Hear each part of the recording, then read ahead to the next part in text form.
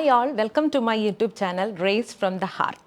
ഇന്നത്തെ എൻ്റെ ഗസ്റ്റ് ഒരു ആക്ടർ, ആങ്കർ, ഡാൻസർ എന്നീ നിലകളിൽ പ്രശസ്തയായ സന്ധ്യ മനോജാണ്. സന്ധ്യയിലേക്ക് ഓക്കെ. പ്രിയപ്പെട്ട പ്രേക്ഷകരെ, ഇപ്പം ടർബോ ഇറങ്ങിയിരിക്കുന്ന ഒരു ചൂട് പിടിച്ച സമയമാണ്. അപ്പോൾ ടർബോയിൽ ചെറിയ ഒരു വേഷം അവതരിപ്പിച്ച സന്ധ്യയാണ് എൻ്റെ കൂടെ ഉള്ളത്. സന്ധ്യയ്ക്ക് ഇപ്പം സിനിമ കണ്ട അന്ന് ഒരു മൈക്കിൻ്റെ മുമ്പിലും പ്രത്യക്ഷപ്പെടാതെ ഞാൻ നോക്കുമ്പം ഇങ്ങനെ പമ്മി പമ്മി പുറകിക്കൂടെ രക്ഷപ്പെടുന്ന ഒരു റീല് ഞാൻ കണ്ടായിരുന്നു. അപ്പോൾ അവിടുന്ന് തന്നെ നമുക്ക് സംസാരിച്ച് തുടങ്ങാം. Sandhya, welcome to my YouTube channel race from the heart. അപ്പം ടർബോയുടെ വിശേഷങ്ങൾ തന്നെ നമുക്ക് തുടങ്ങാം. എന്താണ് ഇപ്പോൾ പറയാനുള്ളത്? ടർബോ റിലീസ് ചെയ്തു, ഇപ്പം ഇത്രയും നല്ല ഹിറ്റായിട്ട് ഇരിക്കുന്ന സമയമാണ്. എന്താണ് പറയാനുള്ളത്? അതുകൊണ്ടൊന്നും പറയാനില്ല. അങ്ങനെയല്ല, ഒരു വലിയ ചിത്രത്തിൻ്റെ ഭാഗമാവുക എന്ന് പറയുന്നത് തന്നെ ഒരു ബ്ലെസ്സിങ് ആണ്. അത് നമുക്ക് ശരിക്കും പറഞ്ഞാൽ നമ്മൾ നമുക്ക് വേണ്ടി മാത്രമല്ല പ്രാർത്ഥിക്കുന്നത്, നമ്മൾ ആ പടം അതിലും വലിയ പടമാവട്ടെ എന്ന്. അപ്പം ഞാൻ അവിടെ ചെന്നിരുന്നപ്പോൾ ഈശ്വര, എനിക്ക് വേണ്ടിയിട്ട് മാത്രമല്ല കേട്ടോ, മൊത്തമായിട്ട് ഇത് സന്ധ്യയ്ക്ക് ഒരു ടെൻഷൻ ഉണ്ടായിരുന്നോ? റിലീസ് അല്ല, ടെൻഷൻ അല്ല. സി വാട്ട് ഹാപ്പൻസ് ഇസ്, നമ്മളൊക്കെ ഈ ചെറിയ ക്യാരക്ടർ റോൾസ് അത്രയല്ലേ സ്റ്റാർട്ടായിട്ടുള്ളൂ. അപ്പോൾ ഏത് സിനിമയിലും നമ്മൾ പോയി അഭിനയിച്ച് നമ്മൾ ആരോടെങ്കിലും ഒക്കെ പറയും, I mean at least first few ones നമ്മൾ ഇന്ന സിനിമയിലുണ്ടായിരുന്നു എന്ന് പറയും. പക്ഷെ ചില സമയം എൻ്റെ അടുത്ത് പല ഫ്രണ്ട്സ് പറഞ്ഞേക്കണമെന്നാണ്, അവർ കുറേ ഫുട്ടേജസ് എടുക്കും.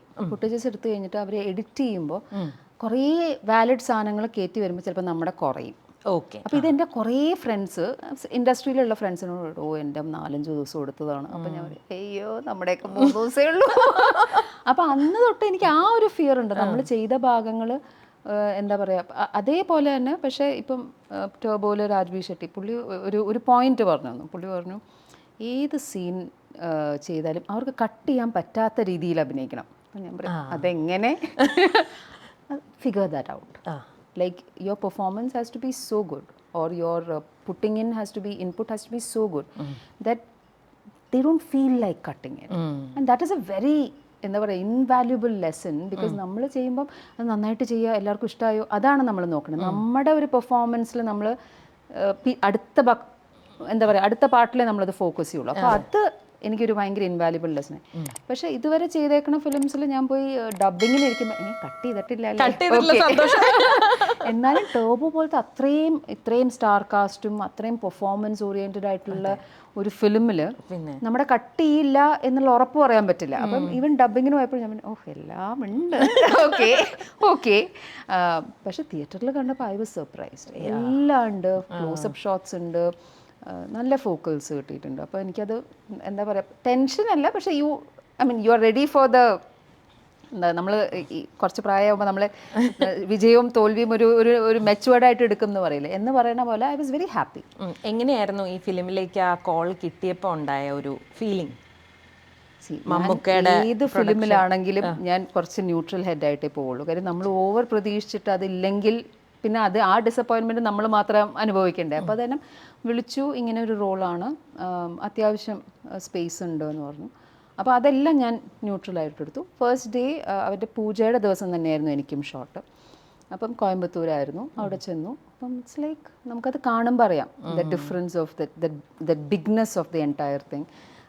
മറ്റേ ക്യാമറമാൻ വിഷ്ണു ശർമ്മയൊക്കെ മറ്റേ ഈ വീൽസിലായിരുന്നു. സോ ഇറ്റ്സ് ലൈക്ക് എൻ്റെ അമ്മേ പരിപാടിയിലേക്ക് പുള്ളി ഫുൾ ടൈം ഒക്കെ പറഞ്ഞു.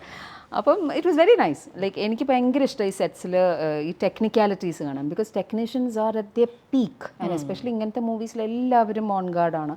ഫസ്റ്റ് ഡേ ആയിരുന്നു. So it was very nice. അപ്പോൾ എനിക്ക് ഫസ്റ്റ് സീൻ എന്ന് പറഞ്ഞത് ഞങ്ങൾ എടുത്തത് എൻ്റെയും ശബരീഷിൻ്റെയും കോമ്പിനേഷനായിരുന്നു. അപ്പം ഓഫ് കോഴ്സ് വൈശാഖ് സർ എന്ന് പറയണത്. അപ്പം ഞങ്ങൾ ഹായ് പറഞ്ഞു, നേരെ പോയിരുന്നു. സർ ഞാൻ ബ്രീഫ് ചെയ്തോളാം എന്ന് പറഞ്ഞു. And he briefed. He is very friendly അല്ലേ? ഹീസ് ബെറ്റർ പാർട്ട് ഇസ്, ഞങ്ങൾ എന്തോ ഒരു സീൻ ചെയ്തു, കട്ട് പറഞ്ഞു, ഹീ കെയിം ആ മോണിറ്ററിൻ്റെ മുമ്പിൽ നിന്ന്. പുള്ളിയുടെ കയ്യിൽ മൈക്കുണ്ട്, എല്ലാ പരിവാരവും ഉണ്ട്, ADs ഉണ്ട്. He just walked across, came in and he said, very well done, I like the way you guys handled it. നമുക്ക് ഇങ്ങനെയും കൂടെ ട്രൈ ചെയ്താലോ, ഇങ്ങനൊരു വേരിയേഷനും കൂടെ ട്രൈ ചെയ്താലോ. He gave some pointers to Shabrish, he gave me some pointers, കുറച്ചും കൂടെ concerned അല്ലെങ്കിൽ കുറച്ചും കൂടെ ഇങ്ങനെ. അപ്പോൾ I was like okay. അങ്ങനെ ഒരു 3 പ്രാവശ്യം വേരിയേഷൻസിന് വേണ്ടി പുള്ളി എണീറ്റ് വന്നു. Okay. So that shows how humble he is and how he wants to treat his artists. So that is when you truly feel like, God, I want to do more. You know, like അത്രയും effort എടുത്താണ് പുള്ളി first day. ഞാൻ ചോദിച്ചു, first day ആയതുകൊണ്ട് നമുക്ക് എല്ലാവർക്കും ഈ ആരംഭശൂരത്വം നമുക്ക് എൻ്റെ കാര്യത്തിൽ എന്തായാലും ആദ്യമൊക്കെ ഞാനിങ്ങനെ എന്നൊക്കെ പറയും, പിന്നെ എന്നുള്ള സ്റ്റൈലോ. പക്ഷേ അത് കഴിഞ്ഞ് ഏതാണ്ട് ഒരു 100 days കഴിഞ്ഞപ്പോഴാണ് എൻ്റെ വേറെ ഏതൊക്കെയോ sequence same.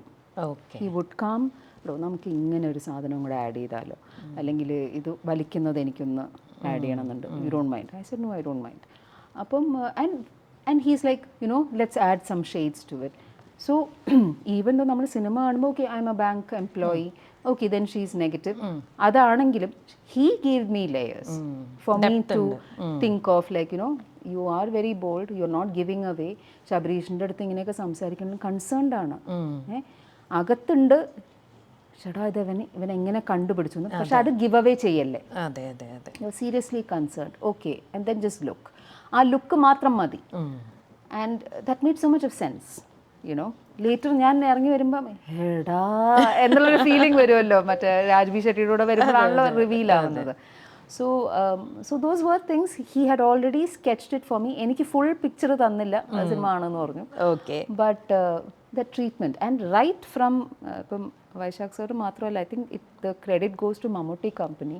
They keep that എന്താ പറയുക, respect and regard all across. ഇപ്പം മോഹനേട്ടനാണ് വിളിച്ച് കോർഡിനേറ്റ് ചെയ്തത്, അതേപോലെ ഹസ്മീർ മോഹനേട്ടൻ്റെ എല്ലാ പ്രാവശ്യവും നമ്മളെ വിളിച്ച് എന്താ പറയുക, you feel like you are so important in the movie. ഒരു ഹോംലി ഫീൽ. ഹോംലി എന്ന് പറഞ്ഞാൽ അവിടെ ഇതില്ലാന്നുള്ളതല്ലേ. Homely sometimes it is also taken for granted. You know what I mean? But you feel you have a regard and respected. Okay. You know, you are not treated as A-list, B-list or a tiered, you know, you are an artist and you will be respected, no matter how many minutes is there in the film. So adu namakku what do you say, you give respect, take respect എന്നുള്ളതാണല്ലോ. അവർ ഇങ്ങോട്ട് respect തരാൻ തുടങ്ങുമ്പോൾ നമ്മൾ അങ്ങോട്ട് it's natural. നമ്മൾ pretend നമ്മൾ വെറുതെ അവിടെ പോയി അപ്പോൾ സെറ്റിലും ഒക്കെ ഐ വാസ് ജസ്റ്റ് എൻജോയിങ്. ഇടയ്ക്കിടയ്ക്ക് പോയി ഷോട്ടൊക്കെ നോക്കിയിട്ട് പറഞ്ഞു എന്താടോ അല്ല ഇങ്ങനെയൊക്കെ കാണുമ്പോഴേ. മമ്മൂക്കയുടെ പെർഫോമൻസിനെ കുറിച്ച് എന്താ പറയാ? സിനിമ കണ്ടിറങ്ങി ഞാൻ ഫുൾ എൻ്റെ ഭാഗം ഒഴിച്ച് ബാക്കി എല്ലാ ഭാഗങ്ങളും വിസിലടിച്ചാണ് കണ്ടത്. വിസിലടിച്ച പോയപ്പോൾ ഇതുപോലെ കംപ്ലീറ്റ്ലി എൻ്റെ സിനിമ എന്നൊക്കെ പറഞ്ഞുകൊണ്ടാണ് ഞാൻ അവിടെ പോയി എൻ്റെ എന്തായി. പക്ഷേ തുടക്കം തുടങ്ങി ആ ഓപ്പണിംഗ് ഷോട്ട് എനിക്ക് ആക്ച്വലി വൈശാഖ് സാറ് ലാപ്ടോപ്പിലിട്ട് കാണിച്ചു തന്നു. മമ്മൂക്കയുടെ ഇൻട്രോ കാണിച്ചു തരാം, അതേപോലെ രാജ്ബി ഷെട്ടിയുടെയും ഇൻട്രോ കാണിച്ചു തരാം. എൻ്റെ ഷൂട്ട് കഴിയണ ദിവസം അവിടെ വെച്ച് തന്നെ ഞാൻ നാണമില്ലാണ്ട് വിസിലടിച്ചു. അപ്പോൾ ഇത് ബെഞ്ചല്ലേ, ലുക്ക് മാത്രമേ ഉള്ളൂ, മറ്റതൊക്കെ because you can see that movie ഇങ്ങനെ നൈസ് ബലം പിടിച്ചിങ്ങനെ കാണാൻ പറ്റൂല, അല്ലെങ്കിൽ കൊള്ളാം അങ്ങനെ കണ്ട ആ സിനിമ എൻജോയ് ചെയ്യാൻ പറ്റില്ല. ആ ഷോർട്സ് അതിൻ്റെ പിന്നെ അതുപോലെ മ്യൂസിക്, ബാക്ക്ഗ്രൗണ്ട് സ്കോർ. ഞാൻ പറയായിരുന്നു വനിതാ വിനിതയിലും സാരി ഉടുത്തോണ്ടും പിന്നെ അറിയാവുന്ന ആൾക്കാരും ആയതുകൊണ്ട്, ഇല്ലെങ്കിൽ ഞാനും എണീറ്റ് ഡാൻസ് ചെയ്തത്. അടിപൊളി. ആ ഒരു വൈബാണ്, ഒരു രക്ഷയില്ല. പിന്നെ സന്ധ്യ ഇപ്പം ഡാൻസർ ആണല്ലോ, അങ്ങനെ ഒരു ഇതിലാണ് അറിയപ്പെടുന്നത്. അതിൽ നിന്ന് ഇപ്പം അഭിനയത്തിലേക്ക് വന്നപ്പം അതെങ്ങനെയാണ് ബാലൻസ്? അതല്ല, ഇപ്പോൾ അഭിനയം എന്ന് പറയുമ്പോൾ സാധാരണ ഡാൻസേഴ്സ് വരുമ്പോൾ കുറച്ച് കൂടുതൽ എക്സ്പ്രസീവ് ആവുക അങ്ങനെയൊക്കെ ഉള്ളൊരു പ്രശ്നങ്ങൾ ഉണ്ടാവുമല്ലോ, അങ്ങനെയൊക്കെ എന്തെങ്കിലും ഫേസ് ചെയ്തിരുന്നോ? അത് ഫേസ് ചെയ്യും എന്ന് എല്ലാരും പറയുമല്ലോ. അതെ, അങ്ങനെയാണ് ഇപ്പൊ അറിയുന്നത്. എല്ലാരും ഡാൻസേഴ്സിനെ കുറച്ചൊന്ന് കൺട്രോൾ ചെയ്യും. കൺട്രോൾ നിങ്ങൾക്ക് ഓവർ എക്സ്പ്രഷൻ ആണ്. അതിന്റെ റീസൺ എനിക്ക് വാലിഡേറ്റഡ് ആണ്. കാര്യം നമ്മൾ സ്റ്റേജിൽ ഒരു 400-500 കപ്പാസിറ്റി ഉള്ള ഒരു ഓഡിറ്റോറിയത്തിൽ നമ്മൾ ഒറ്റയ്ക്ക് നിന്ന് കളിക്കുമ്പോൾ സൂമും ഫോക്കസും ഇല്ല. അതായത് ഇപ്പോൾ ഒരു 3rd or 4th റോയിൽ ഇരിക്കുന്ന ആൾക്ക് എനിക്ക് ഇവരെ ഒന്ന് സൂം ചെയ്ത് കാണണം എന്ന് വെച്ചാൽ ഫോൺ എടുത്ത് സൂം ചെയ്യാം, പക്ഷെ നമ്മൾ പറയും നോ ഫോൺസ് നോ റെക്കോർഡിംഗ് എന്ന് പറയും. അപ്പോൾ അത് നടക്കില്ല. സോ നമ്മൾ ചെയ്യണത് എന്താ വെച്ചാൽ സ്റ്റേജിൽ ആ ലാസ്റ്റ് റോയിൽ വരെ ഇരിക്കുന്ന ആൾക്ക് നമ്മുടെ എക്സ്പ്രഷൻ നമ്മൾ ത്രോ ചെയ്യണം. അപ്പോൾ ദേഷ്യമാണെങ്കിലും, അതുകൊണ്ടാണ് ഇത്രയും ഹൈലൈറ്റ് ചെയ്ത് എഴുതുന്നതും ഇത്രയും ആർഭാടം നമ്മൾ എന്ന് വെച്ചാൽ നമുക്ക് ആ get the centre limelight to the story that you are telling. പക്ഷെ സിനിമയിൽ അത് ആവശ്യമില്ല. Camera is coming straight right into your pores, അല്ലെ, സ്കിൻ പോർ വരെ നമുക്ക് കൃത്യമായിട്ട് കാണാം. അപ്പോൾ എനിക്കറിയായിരുന്നു that is and you so use to എന്നൊക്കെ പറഞ്ഞ് കാണിക്കുന്നത് it's like a natural thing for us. ഞാൻ പക്ഷേ സിനിമയിലേക്ക് ഇറങ്ങുകയാണ് എന്ന് ഓക്കെ ഇതിലേക്ക് ഇറങ്ങാം എന്ന് മനസ്സിൽ തീരുമാനമായപ്പോൾ ഞാൻ മുരളി മേനൻ ചേട്ടനെ വിളിച്ചു. ഞാൻ ചേട്ടാ I want to talk to you. പിന്നെ ഐ വെന്റ് ടു ഹിം. അപ്പോൾ എൻ്റെ ബാക്ക്ഗ്രൗണ്ട് മുഴുവൻ പറഞ്ഞപ്പോൾ തനിക്ക് വലിയ ആവശ്യമൊന്നുമില്ല, യോഗ താൻ എക്സ്പേർട്ടാണ്, ഡാൻസ് നാട്യശാസ്ത്രം ഞങ്ങൾ സംസാരിച്ച് കഴിഞ്ഞപ്പോൾ he understood I know very well. ഞാനിന്ന് ഇങ്ങനെ എക്സ്പീരിയൻസ് ചെയ്ത് പഠിച്ചപ്പോൾ കറക്റ്റാണ് ചേട്ടാ. ഒരു കുറേ സിനിമ കഴിയുമ്പോൾ അതിൻ്റെ വൊക്കാബുലറി കേൾക്കും. പക്ഷെ നമ്മൾ അവിടെ പോയി നിൽക്കുമ്പോൾ അവർ പറയുന്ന കാര്യം നമുക്ക് മനസ്സിലാവുന്നില്ല എന്നൊരു point. I don't want to be there. കാര്യം ഇത്രയും ആർട്ട് എക്സ്പീരിയൻസ് ഉള്ള കാരണം അതിൻ്റെ ടെക്നിക്കാലിറ്റി എക്സ്പീരിയൻസ് കൊണ്ട് മാത്രമല്ല, അത് കുറച്ചറിഞ്ഞാൽ ആ experience adds up to your learning. അതെ. അപ്പോൾ ഞാൻ പറഞ്ഞു നമുക്ക് ക്ലാസ് ചെയ്യാം. അങ്ങനെ ഒരു 10-20 ദിവസം 1-to-1. അപ്പോൾ ഞാൻ പറഞ്ഞു വോയിസ് മോഡുലേഷൻ ഞാൻ ആങ്കർ ചെയ്യും. പക്ഷെ ആങ്കറിങ് വോയിസ് മോഡുലേഷൻ അല്ല എനിക്ക് ഇവിടെ വേണ്ടത്. Here you need A character voice modulation. I dub also. അപ്പോൾ പുള്ളി we did all the voice modulation exercises. So he gave me A brief thing. And what I liked about his classes, നമുക്ക് എനിക്കിപ്പോൾ കുറച്ച് കഴിവുകളുണ്ട്, അത് പക്ഷേ എൻ്റെ കഴിവുകളാണ് അല്ല ഡെവലപ്പ് ചെയ്ത് വന്ന കഴിവുകളാണ്. അവിടെ നിന്ന് ഹീ ട്വീക്ഡ് ഇറ്റ്. ഇപ്പോൾ ചില കാര്യങ്ങൾ എനിക്ക് പെട്ടെന്ന് ചെയ്യാൻ പറ്റും. So that he didn't have to work extra. നമ്മളിപ്പോൾ ഒരു ജനറൽ ക്ലാസ്സിൽ പോയിരിക്കുകയാണെങ്കിൽ നമുക്കറിയാവുന്ന കാര്യം അല്ലെങ്കിൽ നമുക്ക് ഈസി ആയിട്ടുള്ള കാര്യങ്ങളുടെ ക്ലാസ് നമ്മൾ കേട്ടുകൊണ്ടിരിക്കണം. പക്ഷെ അവിടെ നമുക്ക് ചില സമയം നമുക്ക് തോന്നും വെറുതെ ടൈം വേസ്റ്റ്, നമുക്ക് അറിയാമല്ലോ ഇതൊക്കെ എന്നുള്ളൊരു സാധനം. പക്ഷേ മുരളിച്ചേട്ടൻ്റെ അടുത്ത് എനിക്ക് അങ്ങനെ ഒരു ഫീലിംഗ് വന്നേ ഇല്ല. Because everything he so like okay ഇതിന് വർക്ക് ആവശ്യമുണ്ട്, അപ്പം നമ്മൾ അതിൽ കൂടുതൽ സമയം. So I really enjoy. 20 ദിവസം കഴിഞ്ഞപ്പം പറഞ്ഞു ഇനി പോയി എന്തെങ്കിലുമൊക്കെ തകർത്തിട്ട് വാ. അങ്ങനെ തകർത്തോണ്ടിരിക്കുകയാണ് തകർപ്പൻ്റെ തുടക്കം. ഓക്കെ, ഇനി coming to big boss. Big boss season 3 contestant ആയിരുന്നു. അപ്പം എങ്ങനെയാണ് അതിൻ്റെ സെലക്ഷൻ കിട്ടുന്നത്? അത് ഈ പറഞ്ഞ പോലെ നമ്മൾ sometimes you look back and you say it was A stroke of luck. Okay. പക്ഷേ ആ സ്ട്രോക്ക് ഓഫ് ലക്ക് വരണമെങ്കിൽ there are a lot of things you have to do otherwise, and then probably the universe conspires to give you that opportunity എന്നാണ് ഞാൻ വിശ്വസിക്കുന്നത്. കാര്യം big ബോസിലേക്ക് പോകുമ്പോൾ especially for season 3 ഇപ്പോൾ തിരിഞ്ഞു നോക്കുമ്പോൾ നമുക്ക് അതിനെ ഒന്ന് അനലൈസ് ചെയ്യാം, വലിയ ആൾക്കാരായല്ലോ. അപ്പോൾ അങ്ങനെ നോക്കുമ്പോൾ ആ പെർട്ടിക്കുലർ സീസണിൽ അവർ കുറച്ച് പ്രൊഫൈൽ ഉള്ള ആൾക്കാരെയാണ് നോക്കിയിരുന്നത്. എനിക്ക് പബ്ലിക് പ്രൊഫൈൽ ഉണ്ടായിരുന്നില്ല. അതായത് ഒരു മലയാളിക്കും എന്നെ അറിഞ്ഞൂടാ, എനിക്കും ഒരു മലയാളി അറിഞ്ഞൂടാ. ന്യൂ ഫേസ് ആയിരുന്നു സന്ധ്യ ബിഗ് ബോസിൽ. അൺനോൺ ആയിരുന്നു. ആസ് ഇൻ കേരളത്തിൽ ഞാൻ പറയുമ്പോൾ സൂര്യ ഫെസ്റ്റിവലൊക്കെ ചെയ്തിട്ടുണ്ട്, പക്ഷെ ആ ഒരു ഡാൻസ് വേൾഡിലല്ലാതെ വേറെ ഒരു വേൾഡിനും എന്നെ അറിയില്ല. പിന്നെ ഞാനിപ്പം സൂര്യ ഫെസ്റ്റിവൽ എനിക്കൊന്ന് 3 years I have done Surya festival. മലേഷ്യയിലും ചെയ്തിട്ടുണ്ട്, ഇവിടെയും ചെയ്തിട്ടുണ്ട്. പിന്നെ I was part of one of their programmes also. അപ്പോൾ പക്ഷെ അതും ഈ ഡാൻസ് പരമായിട്ട് മാത്രമേ ഉള്ളൂ. അതിലും എല്ലാ ഫോട്ടോസും ഇങ്ങനെ കണ്ണും വരച്ച അങ്ങനെയാണ്. അപ്പോൾ സോ നോബഡി നോസ് മീ. എൻ്റെ കുറച്ച് ഫ്രണ്ട്സ് ആങ്കറിങ് ചെയ്യുമായിരുന്നു മലേഷ്യയിൽ ഞാൻ ചെയ്യുമായിരുന്നു. ഓക്കെ. മലേഷ്യയിൽ ഞാൻ ചെയ്യുന്നത് ഹൈ കമ്മീഷൻ ഓഫ് ഇന്ത്യക്ക് വേണ്ടിയിട്ടാണ്. അപ്പോൾ എല്ലാ ഈ ഹൈ പ്രോട്ടോകോൾ ഇവൻറ്റ്സ് ആണ്. ഓക്കെ. അതായത് മോഡി സാറ് വരുന്നതോ അല്ലെങ്കിൽ മിനിസ്റ്റേഴ്സ് വരുന്നതോ ആര് വന്നാലും ആ ഹൈ പ്രോട്ടോകോൾ ഇവൻറ്റ്സ്. പക്ഷേ അത് അവർ സ്ഥിരമായിട്ട് വരും. ഒരു 5-6 കൊല്ലം ഞാൻ അങ്ങനെ ഹൈ കമ്മീഷൻ ഓഫ് ഇന്ത്യക്ക് without payment I use to work. Okay. Absolutely no.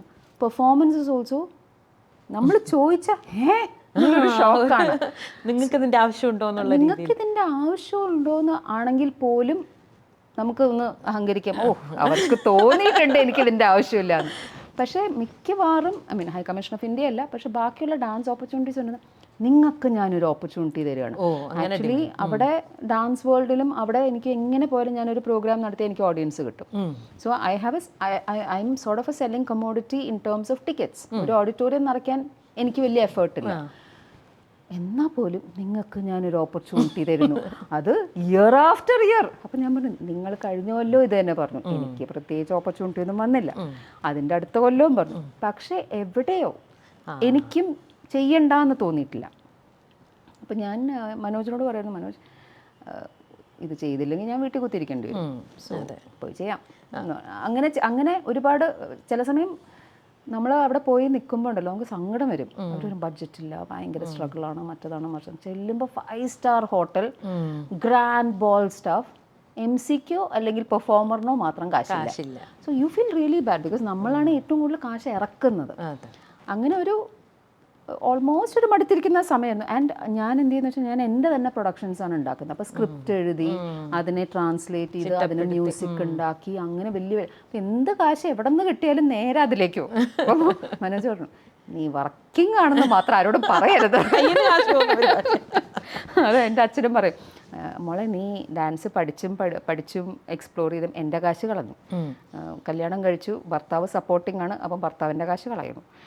അപ്പം ഇനി മോനുണ്ട്, ദൈവം എനിക്കൊരു മോനെ തന്നേക്കുന്നത്, അവൻ്റെ കാശും കൂടെ കളഞ്ഞാലേ എനിക്കൊരു സമാധാനമുള്ളൂ.